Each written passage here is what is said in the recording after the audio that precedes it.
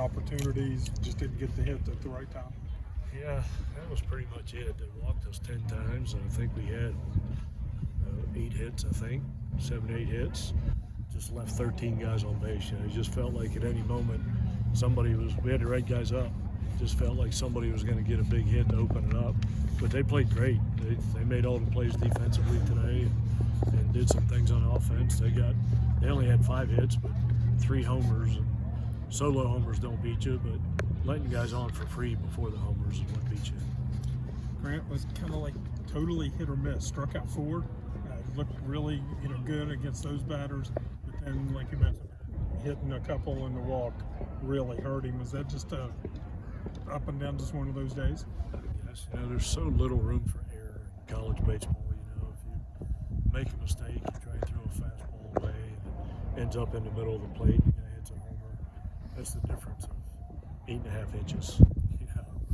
And you're out there trying to pinpoint your pitches, and if you miss by 8.5 inches, you give up 4 runs. It's just very little room for error, like I said. But solo homers don't beat you. Traxel gave up 2 homers yesterday, and we talked about how great he did. But he did great because he didn't let anybody on base before the homer. So you just have to attack hitters, and their hitters did a good job of when we made mistakes of smashing them on the other side of the fence.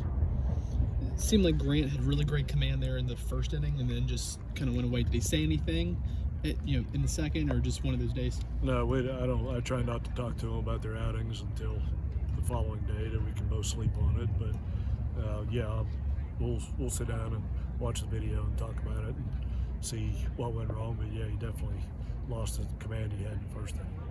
Dick, you've obviously got the one game this week before Big 12 starts, but it would almost kind of seem like, I don't know, maybe today throw some questions, but it would almost seem like things are pretty solidified going into Big 12 season for you as far as positions, rotations, and things like that. Yeah, can't help but like where we're at right now. We're playing great. We didn't play bad today. We just didn't throw as many strikes as we needed to. We played great. So we're playing good. I would take where we're at right now 100 times out of 100 going into this week. So I love our team. I love where we're at right now. I think with our starting pitching, we have a chance to win every series that we play the rest of the season. So I think we have a midweek game. I'm not sure who we play this week, but y'all know. Marshall. Do we really? Dang, that might be a big game. Huh?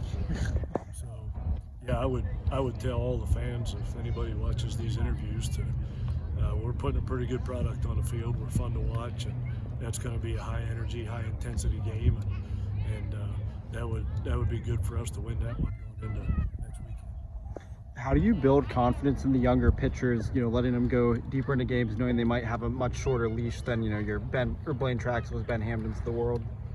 Well, if they all pitch like Traxel, then they wouldn't have short leashes. So, we've got, when Hampton goes 7 innings and Traxel goes 9, there's a lot of really good pitchers in the bullpen that haven't got to pitch yet. So even on days when last weekend Siegel went out there, pitched 5 innings, gave up 1 hit, no walks, we took him out because we needed the Porcos and the Maxiels and the Keegan-Ells.